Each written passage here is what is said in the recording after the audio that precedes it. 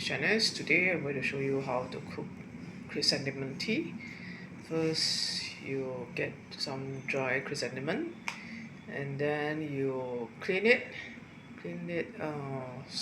with water because they are dry. So you clean it water and add water to the chrysanthemum, and then you boil it like this.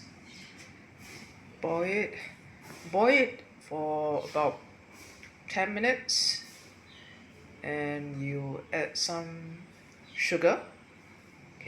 Sugar for this size, right? I actually add about 2 spoonfuls of sugar to it. So boil it for about 10 minutes and let it soak. After 10 minutes, 10 to 15 minutes depending on your fire. And then let it soak for a while before you drink. You actually like it to be hot.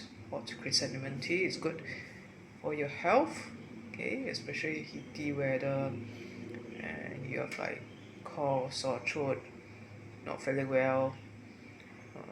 Hot chrysanthemum tea is actually good for you.